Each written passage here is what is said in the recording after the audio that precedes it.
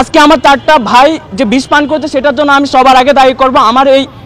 আমার এই দেশের, এই আমার স্বাধীন বাংলাদেশের জন্য যারা লড়েছিলাম, যারা আহত হয়েছি, সেই আহত হওয়ার পরবর্তী সময়ে আজকে যারা 4 জন বিষ পান করেছে, সেই বিষ পান করার মেইন দায়ী হচ্ছে এই গণঅভ্যুত্থানের যে সকল রাজনৈতিক দলগুলো ছিল, ওই রাজনৈতিক দলগুলোকে আমি সবার আগে দায়ী করব। দ্বিতীয়ত দায়ী করব যে সরকার আমাদের রক্তের উপর দিয়ে গিয়ে রাজপ্রাসাদে বসেছে, তাদেরকে দায়ী করব।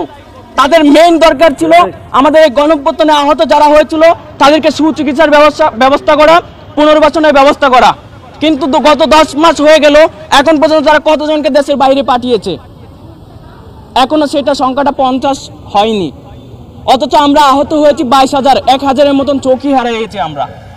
আমাদের এম্পুটেশন যারা হাত পা হারিয়েছে প্রায় 38 জন, সেখান থেকে মাত্র 50-এর মতো হবে তাদেরকে পর্যায়ক্রমে কয়েক স্টেপে পাঠিয়েছে। আর সেটাও কিভাবে পাঠিয়েছে আমি আপনাদের মধ্যে সেটাও একটু খুলাসা করে দিতে চাই। আপনারা জানেন যে আমাদের 5 আগস্টের বিজয়ের পর সেপ্টেম্বরের 20 তারিখ মেবি, এখন সেপ্টেম্বর 20 তারিখ পর্যন্ত বিদেশ থেকে বা উন্নত চিকিৎসা ধরনের কোনো ধরনের এরকম ব্যবস্থা করছিল না। 8 আগস্ট সরকার দায়িত্ব নেওয়ার পরও সেই ব্যবস্থা হয় নাই। যখন আমরা যমুনা ঘেরাও করি, হসপিটাল থেকে আমরা হাত পা নাড়াতে পারি না, সেই অবস্থায় অ্যাম্বুলেন্স ভাড়া করে যমুনা ঘেরাও করি। আমরা চিফ অ্যাডভাইজারের সাথে একটা মিটিং করি, সেখানে আমরা ওনাদের কাছে রিকোয়েস্ট করেছিলাম হাত জোর করে যে আমাদেরকে হাত পা পৌঁছে যাচ্ছে, আপনারা আমাদেরকে বাঁচান। আমরা এই দেশের জন্য লড়েছি, আপনি যে চেয়ারে বসেছেন সেই চেয়ারে আসার জন্য যে লাল গালিচা বিছিয়ে দিয়েছিল, সেই লাল গালিচাটা কিন্তু আমার ওই চোখ হারানো ভাইয়ের, পা হারানো ভাইয়ের রক্তের বিনিময়ে কিন্তু এখানে এসে বসেছেন। আমি ডিরেক্টলি ওনাকে স্পষ্ট করে এই কথাটা বলেছিলাম। ওনাকে আমরা বলেছিলাম যে আমাদেরকে 3 দিনের মধ্যে বাহির থেকে ডাক্তার আনতে হবে, উনি 3 দিনের মধ্যে এনেছিল। সেটা অনেকটা আইওয়াসের মতো ডাক্তার এনেছিল চায়না থেকে, যেটা আপনারা জানেন। তার পরবর্তীতে নেপাল থেকে 2 থেকে 3 জনের মতো ডাক্তার আসে 3-4 জনের মতো রুগী দেখে আবার চলে যায়। আবার আমরা যখন প্রেসার ক্রিয়েট করি অক্টোবরের 20 তারিখে মিনিস্ট্রিতে, সচিবালয়ে, স্বাস্থ্য মন্ত্রণালয়ে, সেখানেও আমরা প্রেসার ক্রিয়েট করি যে আমাদের পেশেন্টগুলো এখনও ক্রিটিক্যাল অবস্থায়, ওদের নানা ধরনের সমস্যা, কারো এখনও ইনফেকশন হয়ে যাচ্ছে, পা আবার কাটতে হচ্ছে। কেন? গণঅভ্যুত্থানের 3 মাস আপনাকে আমরা দায়িত্ব দিয়েছি। এটা যদি আওয়ামী লীগ থাকতো আজকে, তাহলে এটা আমরা মেনে নিতাম যে আমরা ওদের বিরুদ্ধে মাঠে নামছি, এটার জন্য আর ওরা আমাদেরকে আরো শাস্তি দিচ্ছে। কিন্তু এখন তো আমাদের সরকার আমাদের ম্যান্ডেট নিয়ে, আমাদের গ্রহণযোগ্যতা নিয়ে বসেছে, তাহলে এখন আমাদেরকে কেন তারা আমাদের সুচিকিৎসা দিচ্ছে না, পুনর্বাসনের ব্যবস্থা করছে না? আজকে আমার 4টা ভাই, শিমুল, সাগর, আবু তাহের, আরেকজন হচ্ছে মারুফ, এই 4টা ভাই আজকে চক্ষু হসপিটালে ভর্তি ছিল, প্রায় 50-60 জন। তাদের মধ্যে 4 জন ছিল তারা বিষ পান করেছে। বিষ পান করার কয়েকটা কারণ আমি আপনাদেরকে বলি। দীর্ঘ 10 মাস হয়ে গেছে, অনেকে আমরা মোটামুটি একটু সুস্থ, স্বাভাবিক, এখন চলাফেরা করতে পারি বা পরিপূর্ণ সুস্থ না। আমরা যে আগে কর্ম করতাম, কর্ম বলতে অনেকে আমরা চাকরিজীবী ছিলাম, অনেকেই স্টুডেন্ট ছিলাম, কিংবা অনেকেই আছে শ্রমজীবী, দিন এনে দিন খেত। এই আরেকটা জিনিস হচ্ছে, এই আন্দোলনের সবচেয়ে বেশি ভূমিকা রাখা মানুষ হচ্ছে শ্রমজীবী মানুষ, যারা আজকে কর্মহীন। এই যে মানুষগুলো কর্ম হারিয়েছে, গত 10 মাসে সরকারের কোনো ধরনের ব্যবস্থা করেনি। ইভেন কোনো রাজনৈতিক দলও এটার জন্য সরকারকে প্রেসার ক্রিয়েট করেনি। তারা তাদের নির্বাচন সংস্কার এইটা ওইটা তারা তাদেরটা চেয়ে যাচ্ছে, কিন্তু আসলে যে যারা এই দ্বিতীয় স্বাধীনতা এনে দিচ্ছে তাদের মূল্যায়নটা নাই। তাদেরকে আসলে কি করতে হবে সেটাও তাদের মাথায় নাই। মানুষ কতটুকু নির্বোধ হলে এ ধরনের মনোভাব পোষণ করতে পারে, আমি রাজনৈতিক দলগুলোর কাছে প্রশ্ন রাখতে চাই। আজকে আমার 4টা ভাই যদি মারা যায়, এখনো ডাক্তার আমাদেরকে যতটুকু জানিয়েছে 24 ঘন্টার মধ্যে তিনি আমাদেরকে জানাতে পারতেছে না যে ওনারা কি আশঙ্কা মুক্ত কিনা।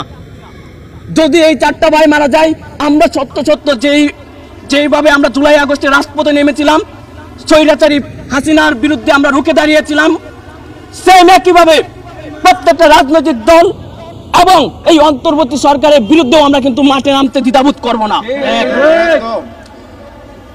আমরা গত 13 তারিখ আমরা একটা প্রেস ব্রিফিং করে বলেছিলাম যে অনেকে আমরা এখনো চিকিৎসার জন্য কাতরাচ্ছে। 20 জন, গত 1 মাসের মধ্যে 20 জনের চোখ উপড়ে ফেলা হয়েছে, তাদের চোখ একটার জন্য আরেকটা চোখে ইনফেকশন হচ্ছে। আপনারা কি ব্যবস্থা করবেন? 38 জন আমার ভাই হাত পা হারিয়েছে, তাদেরকে সরকারি থেকে পা দেওয়ার জন্য, হাত দেওয়ার জন্য আমরা করজোরে অনুরোধ করে আসছি।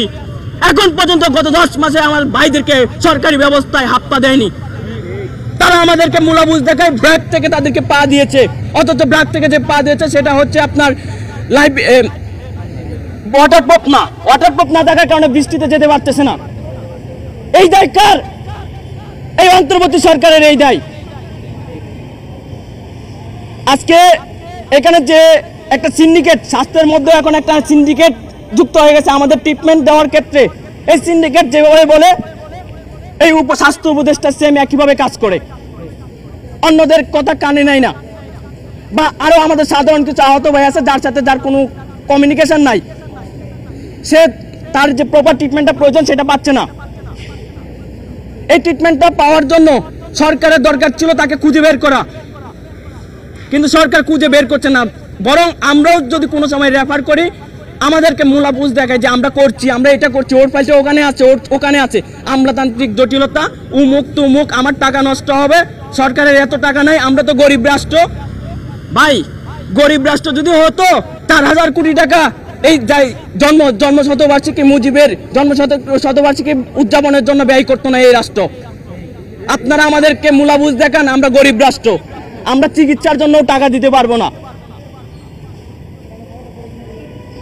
আমাদের মধ্যে এখন আজকের এই 4 জন যারা আহত হয়ে এই বিষ পান করেছে তারা সুসাইডের মতন, এই ভাইদের মতন, এই মারুফ, সাগর, আবু তাহের, এরকম এই 4 জন ভাইয়ের মতন আমাদের আরো হাজার হাজার ভাই আছে যারা এখনো সাফারার। তারা এনি টাইম আজকের যে ঘটনা ঘটেছে সেটা কাল পরশু বা নেক্সট ডে এটা আবার ঘটবে।